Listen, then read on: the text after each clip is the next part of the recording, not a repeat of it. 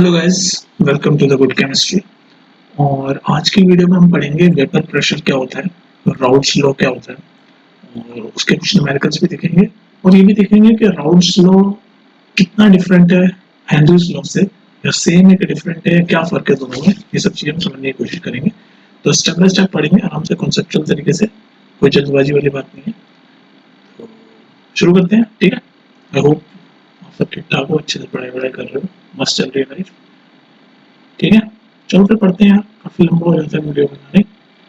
तो what is vapour pressure, सीधे पूछते हैं टॉपिक में। वेपर प्रेशर तो पहले तो मैंने डेफिनेशन आपके सामने लिखी हुई है, इसको पढ़ने की कोशिश करो। क्या लिखा हुआ है? The pressure exerted by the vapours above the liquid surface in equilibrium with the liquid at a given temperature is called vapor pressure। समझ आया? बाउंस हो गया? दोबारा पढ़ो। तो प्रेशर एक्सर्टेड मतलब जो भी प्रेशर एक्सर्ट किया जाता है वेपर के द्वारा अबव द, किसके ऊपर प्रेशर एक्सर्ट कर रही है vapour? Above the liquid surface. कौन सा लिक्विड सरफेस? जो इक्विलिब्रियम में है with the liquid at a given temperature is called vapour pressure. अब ये समझ आइए। अब देखो मैं तुम्हें समझाता हूँ बोल क्या है, सुनो मेरी बात, गौर से सुनना। मैं वेपर प्रेशर क्या होता है वो एक्सप्लेन करो तुम्हें। मान लो कोई लिक्विड है, ऐसे ऐसे कंटेनर में मैं कोई लिक्विड डाल देता हूँ, वेपर प्रेशर एक्सप्लेन कर रहा हूँ, फोकस हियर, ठीक है। ज्यादा बड़ी बात नहीं है कुछ, लेकिन समझ आना जरूरी है। ऐसे एक लिक्विड है, ये कंटेनर में एक लिक्विड है, इसको मैं छोड़ देता हूँ, या तो कुछ टाइम के लिए छोड़ देता हूँ, या फिर इसका टेम्परेचर बढ़ा देता हूँ, हीट करता हूँ। तो होगा क्या, ये जो लिक्विड है ये धीरे धीरे ऐसे भाप बन के उड़ना शुरू करेगा, वेपर बनेगी। टॉपिक का नाम ही वेपर प्रेशर है, तो वेपर बनेगी। अब ये वेपर बन गई। अब कुछ ये जो वेपर है, ये जो वेपर है, ये जो सरफेस है लिक्विड का, जो सरफेस है, इससे टकराएगी ऐसे, भाई वेपर बन रही है, पानी ऐसे वेपर बन रहा है। अब ये वेपर कुछ कुछ है लिक्विड का जो सरफेस है, इससे भी तो टकराएगी वेपर। ये वेपर ऐसे उड़ते उड़ते उड़ते यहाँ टकराएगी, ठीक है। इस पर टकराएगी और इस पे ऐसे प्रेशर लगाएगी सरफेस पे, पानी पे। ऐसे वेपर, अगर बहुत सारी वेपर ऐसे टकराएगी तो प्रेशर बनेगा। तो एक पॉइंट ऐसा होगा और ये प्रेशर बनेगा, तो फिर ये वापस से लिक्विड बन जाएगी अंदर घुस के। तो एक पॉइंट ऐसा आएगा कि जितना लिक्विड वेपर बन रहा है उतना ही वेपर वापस से लिक्विड बन रहा है। तो इसी स्टेप को, इसी कंडीशन को हम बोलते हैं इक्विलिब्रियम। इसी कंडीशन को हम इक्विलिब्रियम बोलते हैं। समझिए बात, दोबारा सुनो। भाई कोई पानी है, उसका टेम्परेचर बढ़ाया तो धीरे धीरे ऐसे भाप बनना, ये पानी जो है ये भाप बनना शुरू हुआ। अब ये जो भाप है चारों तरफ ऐसे फैल रही है, तो भाप तो रुकती नहीं, चारों तरफ फैल जाती है। अब ये भाप, ये जो लिक्विड का जो सरफेस है इससे भी टकराएगी, और टकरा के यहाँ नीचे की तरफ ऐसे प्रेशर बनाएगी। प्रेशर बनाएगी तो क्या होगा कि वापस से भाप लिक्विड में कन्वर्ट हो जाएगी, ये भाप वापस से लिक्विड में कन्वर्ट हो जाएगी, या लिक्विड में घुल जाएगी, वापस से लिक्विड बन जाएगी आसान भाषा में। तो होगा क्या, एक पॉइंट ऐसा आएगा कि जितनी ही ये पानी भाप बन रहा है उतना ही भाप वापस पानी बन रहा है। मतलब द वेपर प्रेशर, जितना वेपर पानी से वेपर बन रहा है, जितना पानी से जितना पानी से वेपर बन रहा है उतना ही वेपर से वापस से पानी बन रहा है। जब ये इक्वल हो जाते हैं कि वाटर से जितना इस पानी में से भाप बन रही है उतना ही पानी भाप में से पानी बने जा रहा है, तो उस स्टेज को बोलते हैं इक्विलिब्रियम, ठीक है। तो वेपर प्रेशर यही होता है कि जो प्रेशर जो ये जो सरफेस पे लगा रहा है, इक्विलिब्रियम अचीव हो गया, तो ये जो वेपर जो है, भाप जो है, ये जो प्रेशर लगा रही है, जो मैं बता रहा हूँ डाउन की तरफ प्रेशर लगा रही है, इसी को बोलते हैं वेपर प्रेशर। क्या क्लियर कर पाया? बोलो। वेपर प्रेशर बेसिकली वही है जो पानी है आपका उड़ के भाप बना, और फिर वो जो भाप ने वापस से जो सरफेस है, पानी का सरफेस है, इस पे ऐसे प्रेशर डाला, भाप भी तो उस पे जमा होगी, टकराएगी सरफेस पे पानी के, तो प्रेशर मेंटेन होगा, थोड़ा सा प्रेशर हुआ, वो प्रेशर ही वेपर प्रेशर होता है। समझ आ गई बात? अब ये वेपर प्रेशर कुछ फैक्टर्स पे डिपेंड करता है, कुछ फैक्टर्स होते हैं भाई, उन पे डिपेंड करता है कि भाई वेपर प्रेशर जो है वो ज्यादा बनेगा या कम बनेगा। वो कौन से factor? Factors affecting vapour, factors affecting vapor pressure of liquid, vapor pressure of liquid। Vapour pressure समझ आएगा ना भाई, पानी भाप बना तो वो जो भाप है वापस से जो सरफेस पे जो प्रेशर बनाती है, उसी प्रेशर को हम बोलते हैं वेपर प्रेशर। अभी जो वेपर प्रेशर है ये कम होगी किसी भी लिक्विड की, वेपर प्रेशर लिक्विड में से जो बनेगी, factor affecting vapour pressure of liquid. Liquid की जो वेपर प्रेशर बन रही है कि किस किस फैक्टर पे अफेक्ट करेगी, मतलब किस फैक्टर पे कहेंगे कि वेपर प्रेशर इस लिक्विड की ज्यादा है, मतलब ज्यादा भाप बन रही है, या वेपर प्रेशर इस लिक्विड की कम हो जाएगी या कम भाप बन रही है। तो ये किस किस फैक्टर पे डिपेंड होती है। तो सबसे इंपॉर्टेंट और कॉमन फैक्टर है कि नेचर ऑफ अ लिक्विड, जो लिक्विड है जिसकी भाप बन रही है उसका नेचर क्या है, मतलब किस टाइप का लिक्विड है, नेचर ऑफ अ लिक्विड। ये पहला फैक्टर है। पहला फैक्टर है नेचर ऑफ द लिक्विड, मतलब लिक्विड किस टाइप का, किस टाइप से मतलब मैं क्या कहना चाह रहा हूँ, मैं लिक्विड के जो मॉलिक्यूल है उसके बीच में जो फोर्स ऑफ अट्रैक्शन है, ये मॉलिक्यूल है किसी भी लिक्विड के, तो लिक्विड के बीच में ये जो मॉलिक्यूल है, एक मॉलिक्यूल ये मान लो, दूसरा मॉलिक्यूल है, तो ऐसे मॉलिक्यूल के आपस में जो पास पास होते हैं वो क्यों होते हैं पास पास, क्योंकि उनके अंदर एक inter molecular force of attraction होती है, वही तभी तो आपस में पास पास होते हैं। अब जैसे हमें पता है कि सॉलिड के मॉलिक्यूल एकदम चिपके चिपके होते हैं, क्यों, क्योंकि उनकी इंटरमॉलिक्यूलर फोर्स ऑफ अट्रैक्शन क्या होती है, बहुत हाई होती है, तभी तो आपस में चिपके होते हैं। गैस की इंटरमॉलिक्यूलर फोर्स ऑफ अट्रैक्शन बहुत लो होती है, तभी तो उसके मॉलिक्यूल ऐसे दूर दूर होते हैं, है ना। ये होता है ना, तो छोटी क्लास में पढ़ा हमने। तो जो नेचर ऑफ द लिक्विड ये है कि भाई किस पर डिपेंड करता है कि वेपर प्रेशर ज्यादा बनेगी, intermolecular force of attraction between intermolecular force of attraction between the molecules, मतलब जो फोर्स ऑफ अट्रैक्शन है दो मॉलिक्यूल्स के बीच में, वो या जितने भी मॉलिक्यूल्स हैं वो लिक्विड के, उसमें कितनी इंटरमोलिकुलर फोर्स है इस पर डिपेंड करता है कि वेपर प्रेशर कैसी होगी। मतलब क्या कहना चाह रहा हूँ, अगर किसी लिक्विड की इंटरमोलिकुलर फोर्स ऑफ अट्रैक्शन बहुत स्ट्रॉन्ग है, मतलब वो बहुत ही, उनकी जो फोर्स है वो बहुत स्ट्रॉन्ग है, तो वो जल्दी से, उनकी जो फोर्स ऑफ अट्रैक्शन है वो टूटेगी नहीं, और टूटेगी नहीं तो जल्दी से भाप नहीं बनेगी। तो मतलब अगर किसी लिक्विड का intermolecular force of attraction strong है तो वेपर प्रेशर कम होगा, प्रेशर कम होगा। और किसी लिक्विड का intermolecular force of attraction weak है तो वेपर प्रेशर ज्यादा होगा। ये बात समझ आ रही है क्यों होगा कम या ज्यादा, सिंपल सी बात है भाई, स्ट्रॉन्ग है इंटरमॉलिक्यूलर फोर्स ऑफ अट्रैक्शन, मतलब वो मॉलिक्यूल ऐसे लिक्विड के ज्यादा जल्दी ऐसे भाप में कन्वर्ट नहीं होंगे, वो रहेंगे आपस में पास पास रहेंगे, क्यों, क्योंकि उनकी force of attraction, force of attraction क्या है, जो पास पास रख रही है उनको, intermolecular force of attraction molecules को पास पास रख रही है, तो वो स्ट्रॉन्ग है, तो इसका मतलब भाप बन के वो मॉलिक्यूल उड़ नहीं पाएंगे, तो इसका मतलब भाप नहीं बनेंगे, यानी कि वेपर प्रेशर क्या होगी, कम होगी। सीधी सी बात है, सिंपल सा ये लॉजिक भी है। और तो ये लिक्विड का नेचर हो गया ना कि भाई जिस लिक्विड की इंटरमोलिकुलर फोर्स ऑफ अट्रैक्शन बहुत स्ट्रॉन्ग है उनकी भाप कम बनेगी, और जिनकी वीक है, मतलब इंटरमोलिकुलर उनके आपस में जिस लिक्विड की मॉलिक्यूल्स के बीच में जो फोर्स ऑफ अट्रैक्शन है वो वीक है, मतलब वो जल्दी से भाप बन जाएंगे, तो जल्दी से भाप बन जाएंगे मतलब ज्यादा वेपर प्रेशर बनेगी। तो ये पहला आपका फैक्टर हो गया नेचर ऑफ लिक्विड, बात समझ में आ गई। दूसरा फैक्टर है आपका टेम्परेचर, दूसरा फैक्टर है आपका जो वेपर प्रेशर को अफेक्ट करता है वो है temperature.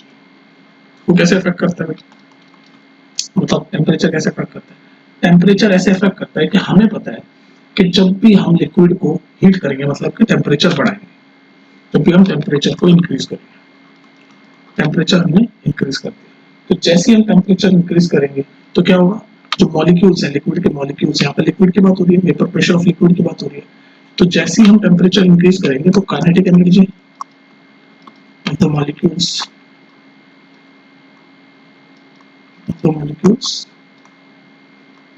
Of the liquid increase होगी। काइनेटिक एनर्जी मतलब क्या कहना चाह रहा हूँ, मतलब आसान भाषा में movement of particle, movement of particles, मतलब जैसे हम टेम्परेचर बढ़ाएंगे तो काइनेटिक एनर्जी लिक्विड की बढ़ेगी, काइनेटिक एनर्जी बढ़ेगी तो मतलब पार्टिकल्स की मूवमेंट ज्यादा होगी, पार्टिकल्स की मूवमेंट ज्यादा होगी तो भाई ज्यादा से ज्यादा मॉलिक्यूल क्या कर पाएंगे, स्केप हो पाएंगे, स्केप होकर पाएंगे मतलब भाप बन पाएंगे, तो यानी कि ज्यादा से ज्यादा वेपर प्रेशर होगी।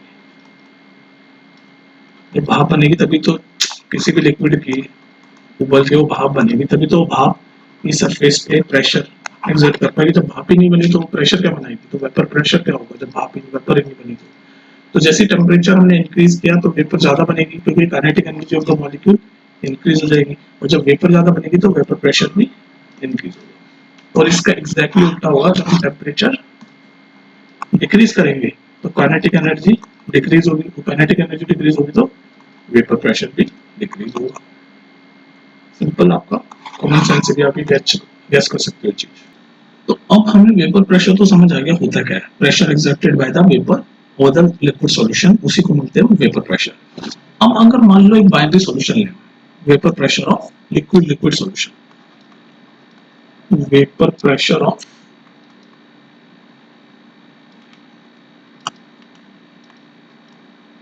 लिक्विड लिक्विड सॉल्यूशन, मतलब एक सॉल्यूशन है जिसमें दो लिक्विड है, मतलब सॉल्यूट भी लिक्विड है, सॉल्वेंट भी लिक्विड, तो एक सॉल्यूशन है आपका इसमें कितने बाइंड, ये दो सॉल्यूट दो कंपोनेंट है तो किस तरह का सॉल्यूशन है, बाइनरी सॉल्यूशन है, ये सब पढ़ा चुका हूं। अगर तीन कंपोनेंट होते तो टर्नरी ऐसे ही चलता ना, तो दो कंपोनेंट ही हम ज्यादातर पढ़ रहे हैं अपनी केमिस्ट्री 12th में। एनीवेज, तो दो लिक्विड का एक सॉल्यूशन है बाइनरी सॉल्यूशन, तो इसका वेपर प्रेशर कैसे होगा वो बोल रहे हैं। तो देखो हमारे पास मान लो फिर से वही मैं एग्जांपल, वेपर प्रेशर क्या होगा, मान लो ये हमारा कोई कंटेनर है, इसमें ये लिक्विड वाले मान लो ये ब्लू वाला, ठीक है, और ये ऑरेंज वाला मान लो लिक्विड 2 है, और इसका ये सॉल्यूशन बन गया। और मान लो ब्लू वाला लिक्विड 1 है और ऑरेंज वाला लिक्विड 2 है, ठीक है, ये सॉल्यूशन बन गया।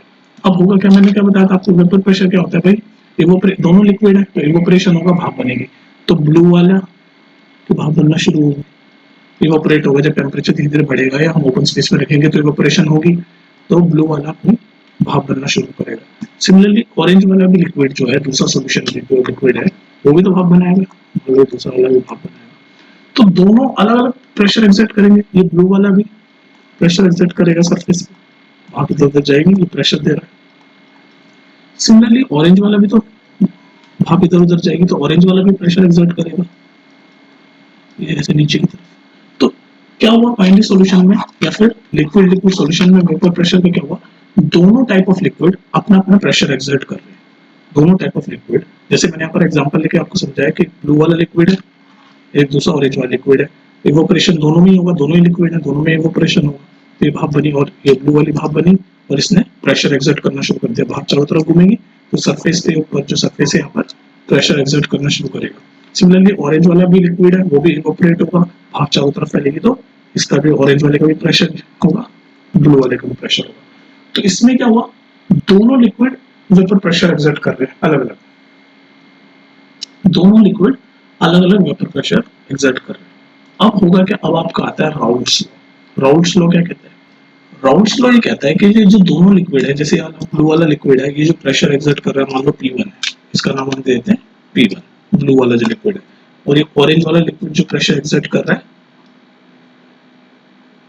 उसको हम बोलते हैं P2, मतलब वेपर प्रेशर, ये वेपर प्रेशर जो है ना, तो इसको हम बोलेंगे पार्शियल प्रेशर, क्योंकि पूरा नहीं है ना, पूरे सॉल्यूशन का तो प्रेशर नहीं है, इसमें दो सॉल्यूशन दो लिक्विड से बना हुआ है, तो इसको हम बोलेंगे पार्शियल प्रेशर, इसको हम बोलेंगे क्या बोलेंगे, पार्शियल प्रेशर। क्यों बोल रहे हैं पार्शियल प्रेशर, क्योंकि पूरा प्रेशर नहीं है ना, ये सिर्फ ब्लू वाले लिक्विड जो प्रेशर एक्सर्ट कर रहा है, ब्लू वाला लिक्विड जो वेपर प्रेशर कर रहा है वो है, और ये ऑरेंज वाला लिक्विड जो वेपर प्रेशर एक्सर्ट कर रहा है वो है, तो ये भी क्या हो गया, ये भी पार्शियल प्रेशर हो गया,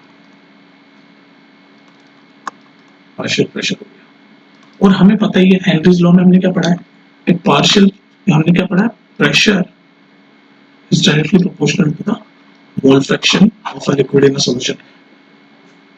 हेनरीज लॉ में हम पढ़ रहे थे solubility of a gas in liquid, यहाँ पर लिक्विड लिक्विड की बात हो रही है तो कोई दिक्कत नहीं है, pressure is directly proportional to the mole fraction of the liquid, individual liquid, ठीक। अब देखो क्या होगा, तो अब प्रेशर जो वेपर प्रेशर 1 है वो पार्शियल प्रेशर 1 है, ये किसके बराबर होगा, ब्लू वाला जो है लिक्विड है, तो मैंने ये देखा हेनरीज लॉ ये ऐसे हो जाएगा कि पार्शियल प्रेशर या vapour pressure 1 is directly proportional to the mole fraction of the liquid 1 in the solution, x1 लिख दिया क्योंकि लिक्विड 1 की बात हो रही है। ऐसे सिमिलरली ये partial pressure 2 is directly proportional to the mole fraction of a solution, mole fraction of A present in a solution. तो ये दोनों लिक्विड अपना अपना प्रेशर एक्सर्ट कर रहे हैं, ये ब्लू वाला भी कर रहा है और ऑरेंज वाला भी कर रहा है, ठीक है, ये दोनों अपना अपना कर रहे हैं। तो राउल्ट्स लॉ ने बस इतना ही बताया कि भाई अगर कोई सॉल्यूशन है जिसमें दो लिक्विड है तो दोनों ही लिक्विड है, दोनों ही इवोपोरेट होंगे, दोनों की भाप बनेगी, दोनों की भाप बनेगी तो दोनों ही प्रेशर एक्सर्ट करेंगे, तो प्रेशर जो है वो डायरेक्टली प्रोपोर्शनल होता है mole fraction of the liquid या mole fraction of its in the solution. तो mole fraction of a liquid in the solution. तो भाई इसका मान लो जो प्रेशर वन है यानी लिक्विड वन का जो मोल फ्रैक्शन होगा सॉल्यूशन में वो x1 के बराबर बोल रहे हैं हम, और जो लिक्विड टू का मोल फ्रैक्शन होगा सॉल्यूशन में उसको x2 के बराबर बोल रहे हैं। तो बेसिकली है तो ये पार्शियल प्रेशर दोनों मोल फ्रैक्शन के डायरेक्टली प्रोपोर्शनल। अब इसको यही है बस राउल्ट्स लॉ ने यही बताया, इसको हम थोड़ा वर्ड्स में देख लेते हैं कि राउल्ट्स लॉ क्या क्या है, देख लेते हैं। तो राउल्ट्स लॉ की डेफिनेशन ये है, at a given temperature for a solution of a volatile liquids, volatile मतलब ऐसे लिक्विड जो इवेपोरेट जल्दी इजीली होते हैं, तो at a given temperature for a solution of a volatile liquids मतलब एक सॉल्यूशन है जिसमें वोलेटाइल लिक्विड है, दो लिक्विड की बात हो रही है binary solution, the partial pressure of each component of a solution, मतलब each component का जो partial vapor pressure है वो directly proportional किसके to its mole fraction in the solution। तो मतलब मान लो दो आपके लिक्विड हैं तो उनका partial pressure कितना होगा, मान लो पहले लिक्विड का partial pressure को P1 मान लें, वो directly proportional होगा उसके mole fraction के, और दूसरे वाले लिक्विड का partial pressure जो होगा वो proportional होगा उस वाले कंपोनेंट के mole fraction के in the solution। तो यही चीज आपका राउल्ट्स लॉ कह रहा है। अब देखो ये जो प्रोपोर्शनलिटी का साइन इसको हटाने के लिए हमें कुछ चाहिए, जैसे हम हेनरीज लॉ में पढ़ते थे, हेनरीज लॉ क्या होता था, pressure is directly proportional to the mole fraction of, वो उसमें किसमें बात हो रही थी, गैस और लिक्विड का सॉल्यूशन होता था, तो उसमें क्या है कि pressure directly proportional to the mole fraction of a gas in liquid, ये होता था। फिर ये हम प्रोपोर्शनलिटी का साइन हटाने के लिए हेनरीज कांस्टेंट बात करते थे और ये हमारा हेनरीज लॉ होता था। तो एग्जैक्टली वो ये राउल्ट्स लॉ भी हेनरीज लॉ से अलग नहीं है, बस इसमें हेनरीज कांस्टेंट की जगह क्या लगेगा वो देखो। अभी हमें प्रोपोर्शनलिटी का साइन इसमें भी तो हटाना है।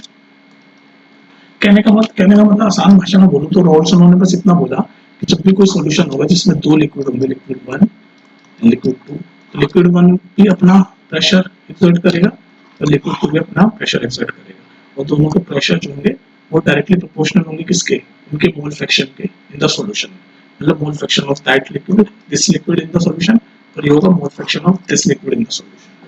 ठीक है, बस ये कह रहा है राउल्ट्स लॉ कि भाई जितने भी लिक्विड होंगे सॉल्यूशन में वो अपना अपना प्रेशर करेंगे, और इसलिए इनको पार्शियल प्रेशर बोलते हैं क्योंकि एक सॉल्यूशन में बहुत सारे लिक्विड है, तो एक लिक्विड जो प्रेशर रहेगा उसको हम टोटल प्रेशर तो बोल नहीं सकते ना, पार्शियल प्रेशर होगा सॉल्यूशन का। टोटल प्रेशर तो ये होगा जब इन दोनों को हम ऐड करते हैं, वो होगा total pressure. Anyways total pressure of a solution वो होगा जब हम इन दोनों को ऐड करते हैं।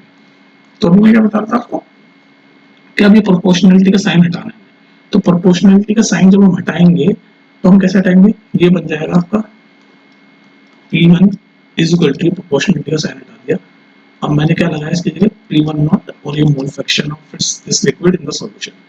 ऐसे इसको जब मैं हटाऊंगा तो P2 प्रोपोर्शनलिटी का साइन हटाया, ये करेंगे P2 नॉट, ये मैं नॉट बोल रहा हूँ, और मोल fraction of this liquid in the solution. अब आप कहोगे P1 not and P2 not क्या है, ये आप सोच रहे होंगे। तो P1 नॉट और P2 नॉट ये है कि जब ये अभी क्या है, अभी ये क्या है, लिक्विड वन और लिक्विड टू जो है वो सॉल्यूशन में, पूरे सॉल्यूशन में, तो उनका प्रेशर है, ये जो P1 है, इस जो लिक्विड जो है लिक्विड वन जो है वो सॉल्यूशन में है, उसका प्रेशर है ना P1। सिमिलरली जो लिक्विड टू है P2 जो है वो लिक्विड टू का प्रेशर है, लेकिन लिक्विड टू है किसमें, सॉल्यूशन में। लेकिन अगर मैं अकेला लिक्विड वन लूं, प्योर लिक्विड, तो उसका जो प्रेशर एक्सर्ट होगा ना उसको बोलेंगे P1।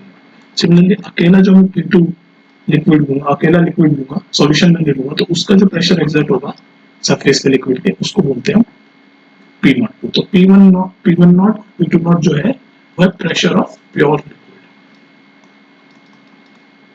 प्योर सॉल्वेंट बोल दो या फिर आप बोल लो pure liquid, vapour pressure of pure component, जो भी कंपोनेंट है, जैसे हमारे यहाँ कंपोनेंट है लिक्विड वन, लिक्विड टू से हमारा सॉल्यूशन बना है, तो ये सॉल्यूशन के प्रेशर है लिक्विड वन का, सॉल्यूशन के अंदर जो लिक्विड वन प्रेशर एक्सर्ट कर रहा हुआ है, ये सॉल्यूशन के अंदर जो लिक्विड टू प्रेशर एक्सर्ट कर रहा हुआ है, लेकिन सिर्फ अगर कंटेनर में सॉल्यूशन होता, सिर्फ अकेला लिक्विड वन होता, तो जो प्रेशर एक्सर्ट करता उसको बोलते P1।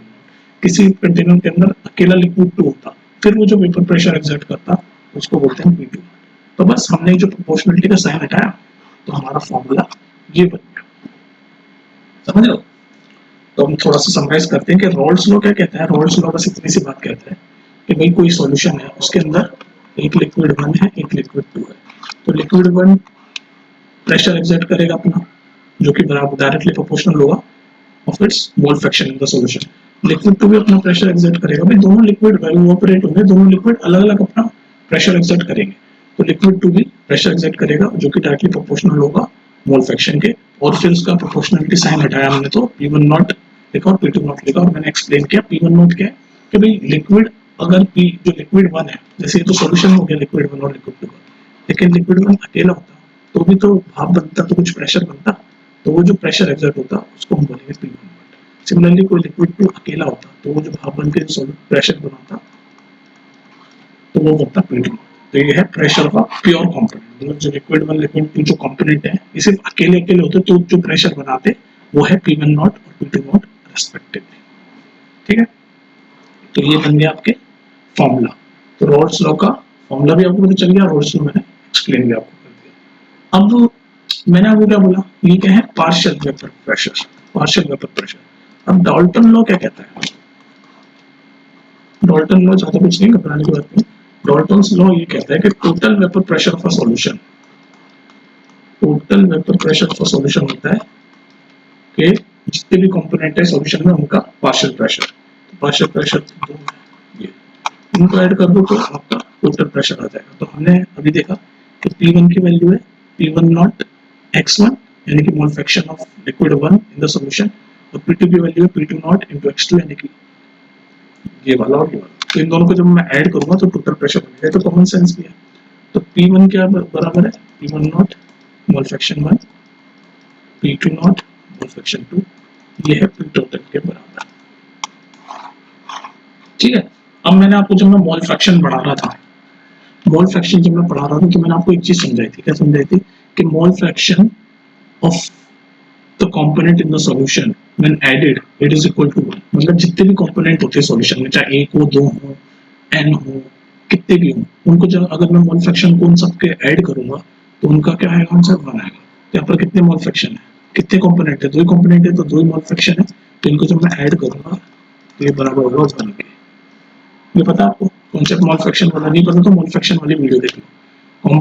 मोल फ्रैक्शन का जो सम करता हूँ मैं कंपोनेंट्स का किसी भी सॉल्यूशन के, तो वो होगा 1। तो मैं यहाँ पर x1 की जगह 1 माइनस x2 लिख सकता हूँ, तो बस ये x1 की जगह 1 माइनस x2, एक सेकंड बैटरी लो हो गई मेरी,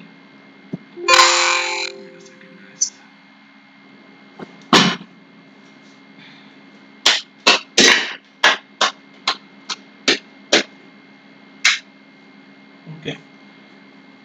हाँ, तो इनको जब मोल फ्रैक्शन को हम ऐड करेंगे तो 1 आ जाएगा, तो x1 को मैं 1 माइनस x2 लिख सकता हूँ, तो इस x1 को मैं यहाँ पर अगर डाल दूँ तो क्या बनेगा, P1 नॉट x1 की जगह डाल दिया मैंने 1 minus x2 plus P2 not x2। ठीक है, ये मैंने लिख दिया। अब एक बार बताओ, इसको और फर्दर सॉल्व करो। अब इसको फर्दर अगर मैं ऐसे लिखूँ तो P1 not minus P1 not x2, बस सीधे सीधे मैथ्स है, प्लस P2 नॉट x2, ये हो गया आपका P टोटल। तो total vapour pressure of a solution is equal to the this. तो अब आपने इसमें एक चीज नोटिस करी कि हमारा जो टोटल वेपर प्रेशर है वो सिर्फ एक ही टाइप के कंपोनेंट मोल फ्रैक्शन ऑफ एक ही टाइप के कंपोनेंट के मोल फ्रैक्शन पे डिपेंड है, क्योंकि मैंने ये जो कन्वर्ट किया था इसमें हमारा ये एक लिक्विड यानी कि एक कंपोनेंट का मोल फ्रैक्शन था, ये दूसरे लिक्विड यानी कि दूसरे कंपोनेंट का मोल फ्रैक्शन था। सॉल्यूशन में दो कंपोनेंट थे ना, लिक्विड 1 और लिक्विड 2। तो जब हमने टोटल वेपर प्रेशर निकाला पूरे सॉल्यूशन का, तो हमने देखा कि वो सिर्फ एक ही टाइप के मोल फ्रैक्शन पे डिपेंडेड है। हम जब ये सॉल्व करते हुए चले, एक तो हमने ये चीज इस फॉर्मूले से या इसको हमने लास्ट में पी टोटल निकाला, उससे हमने क्या क्या कंक्लूड किया कि भाई किसी total P total depends on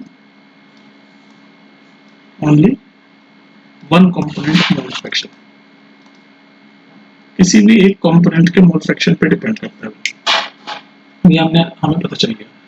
दूसरी बात हमें क्या पता चली कि अगर किसी कंपोनेंट का मोल फ्रैक्शन इंक्रीज होगा, मोल फ्रैक्शन अगर इंक्रीज होगा तो टोटल प्रेशर भी इंक्रीज होगा। तो ये दो इंपॉर्टेंट चीजें हमने कंक्लूड की। तीसरी चीज आप ये बोल सकते हो कि जो पी टोटल है वो लीनियरली वेरी करता है मोल फ्रैक्शन के साथ। पी टोटल जो होता है वो लीनियरली वेरी करता है, मतलब अगर हम ग्राफ बनाएंगे पी टोटल और मोल फ्रैक्शन का इन द कंपोनेंट तो वो लीनियरली वेरी करेंगे। ठीक है, बाकी ये दोनों तो याद रखो इंपॉर्टेंट है कि भाई P total depend on only one component mole fraction and mole fraction को अगर हम इंक्रीज करेंगे किसी उस कंपोनेंट के तो टोटल वेपर प्रेशर इंक्रीज होगा। ठीक है, ये था आपका। अब मुझे बताओ कि जो हमारा हेनरीज लॉ था और जो रॉल्स लॉ है उसमें क्या रिलेशन है।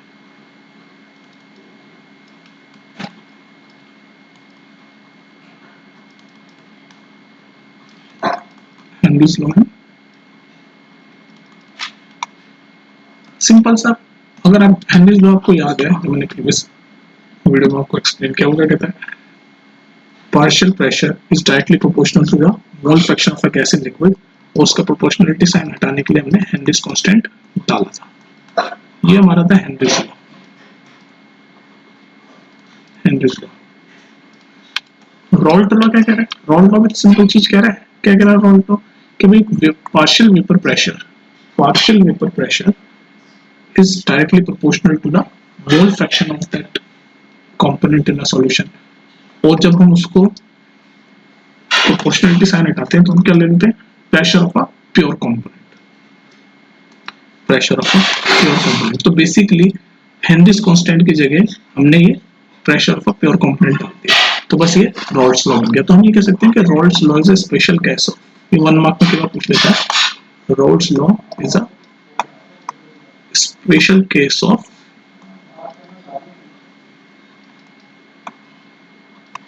Henry's law. तो रॉल्ट लॉ जो है वो स्पेशल केस है हेनरी लॉ का, ये आप बता सकते हो ना इजीली।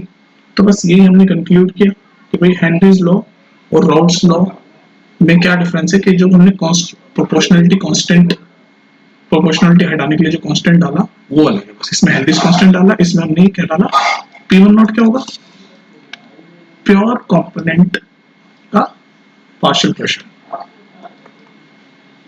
पार्शियल या फिर pressure of a pure component, pressure of a pure component. ठीक है, तो ये था। अब एक क्वेश्चन देख लेते हैं, एक न्यूमेरिकल देख लेते हैं।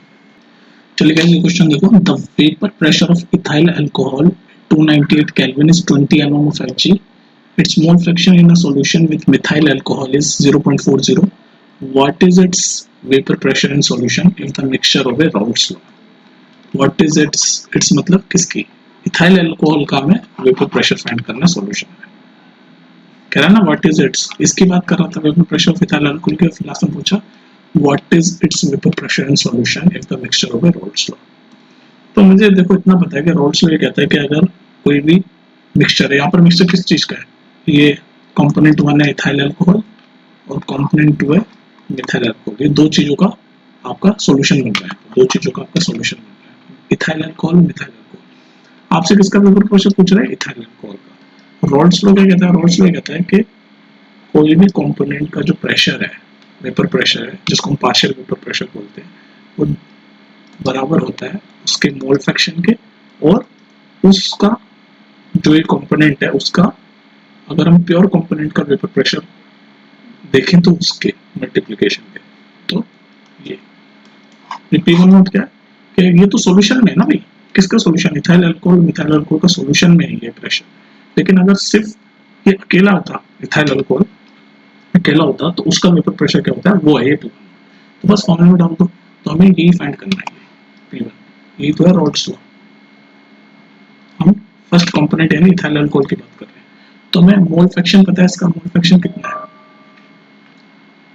0.40, तो x1 की वैल्यू पता है 0.40, P1 नोट की वैल्यू क्या बता, P1 नोट की वैल्यू क्या है, the vapour pressure of ethyl alcohol, सिर्फ अकेले इथाइल अल्कोहल का वेपर प्रेशर ये, तो P1 नोट की वैल्यू पता चल गई 20 mm ऑफ Hg, ये तो अकेला है ना इथाइल अल्कोहल, और ये मोल फ्रैक्शन की वैल्यू जो है वो सॉल्यूशन में लिखा हुआ है, the vapour pressure of ethyl alcohol is ये its mole fraction in solution, solution में, सॉल्यूशन किसके साथ है, its mole fraction in a solution with, किसके साथ है सॉल्यूशन, इसका मिथाइल अल्कोहल के साथ। तो ये जो 20 mm ऑफ Hg है ये अकेले का प्रेशर है, यानी P1 नॉट की वैल्यू पता है, और हमें पूछ रहा है कि वेपर प्रेशर इन सॉल्यूशन, तो सॉल्यूशन में वेपर प्रेशर, बस सीधे फॉर्मूला डालो, ये दोनों हमें पता ही है, ये भी पता है, ये भी पता है, फॉर्मूला में डालो आंसर निकालो। तो वेपर प्रेशर इन सॉल्यूशन होगा मोल फ्रैक्शन इनटू, जब प्योर कंपोनेंट यानी कि प्योर इथाइल अल्कोहल का जो प्रेशर है जो कि दे रखा है 20 mm सॉल्व कर दो इसको, ये क्या 40/100 इंटू 20, एक जीरो से ये गया, एक जीरो से ये गया, तो कितना है 8 mm ऑफ HB और ये आंसर है। तो ये जो वेपर प्रेशर बोल रहा है सॉल्यूशन में किसका, इथाइल अल्कोहल का, है 8 mm ऑफ HG। तो ऐसे क्वेश्चन को आप ठीक से प्रो कॉन्सेप्ट के हिसाब से आपको चीजें समझ आ जाएगी, ठीक है। तो राउल्ट्स लॉ पे मैं और सब बहुत सारे क्वेश्चन करूंगा, यहाँ पे सिर्फ टॉपिक समझा है, तो ये समझो और कुछ प्रैक्टिस करो आप चीजें अपनी खुद की, ठीक है। मिलते हैं फिर नेक्स्ट वीडियो में, टेक केयर।